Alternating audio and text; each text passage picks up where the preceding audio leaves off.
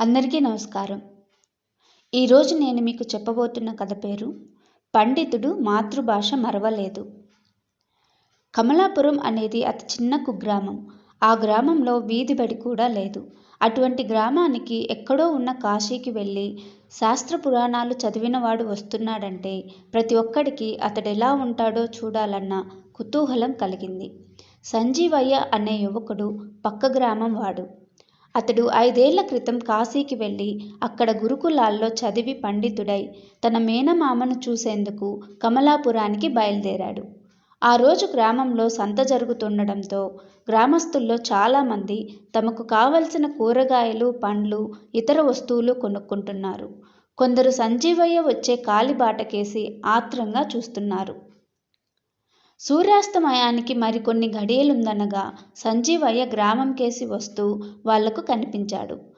అతడు మెరిసిపోతున్న పట్టు ధోవతితో, పొడవాటి ఎరుపు రంగు లాల్చీతో, కుదురుగా కత్తిరించిన చిన్న గడ్డంతో, వీటన్నింటికీ వన్నె తెచ్చేలా గుండ్రటి తలపాగాతో పండితుడిలా కాక ఏ సంపన్న కుటుంబపు పెళ్ళికొడుకులా ఉన్నాడు.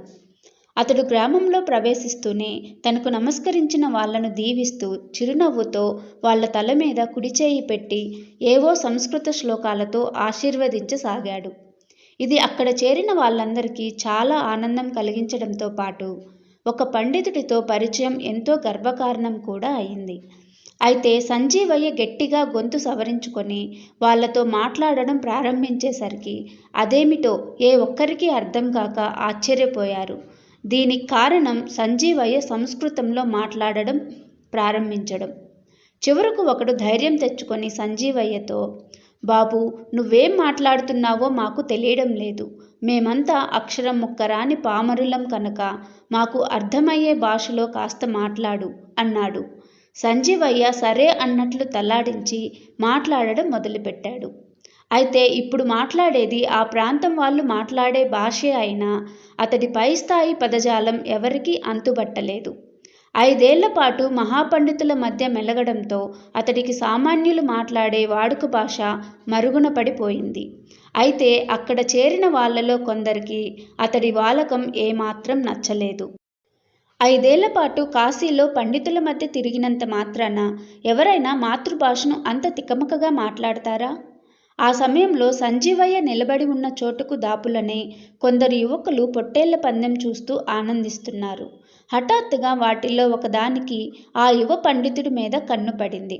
బహుశా అది తానానాటి వరకు చూడని సంజీవయ్య వస్త్రధారణ ఆకర్షించి రెచ్చిపోయేలా చేసి ఉంటుంది. ఆ పొట్టేలు తానంతటి వరకు ఢీకొడుతున్న పొట్టేలును వదిలి సంజీవయ్య కేసి వచ్చి తల వంచి అతన్ని ఢీకొట్టేందుకు వెనక కాళ్ల మీద లేవసాగింది. అయితే సంజీవయ్య తన ముందు తల వంచిన పొట్టేలను సరిగ్గా గమనించకుండా అలవాటు ప్రకారం దగ్గరకు వచ్చి తల వంచి నమస్కరించే వాళ్లను దీవించే ధోరణిలో పొట్టేలు తలపై తన కుడి చేయిని ఎత్తాడు. ఇది గమనించిన కొందరు సంజీవయ్యను పక్కకు తప్పుకోమని గట్టిగా హెచ్చరించారు. అయినా అతడా మాట పట్టించుకోక ఉన్న చోట నుండి కదలలేదు. ఆ మరుక్షణం పొట్టేలు అతన్ని గట్టిగా ఢీకొట్టింది. అంతే, కాశీ పండితుడు సంజీవయ్య బోర్లా పడిపోతూ పొట్టేలును అక్కడ ఉన్న వాళ్ళందరికీ అర్థమయ్యే సామాన్య పదజాలంతో నానా తిట్లు తిట్టసాగాడు. ఇది విన్న వాళ్లలో ఒక మాటకారి సంజీవయ్యకు లేచి నిలబడేందుకు చేతి ఆసరా ఇస్తూ, నీతో ఎలా ప్రవర్తించాలో తెలియని పొట్టేలు ప్రవర్తనకు చాలా విచారిస్తున్నాం. అయితే అదే సమయంలో నువ్వు నీ మాతృభాషను మరచిపోలేదని తెలిసినందుకు చాలా ఆనందంగా ఉన్నది అన్నాడు. ఈ కథ మీకు నచ్చినట్లయితే లైక్ చేసి షేర్ చేయండి.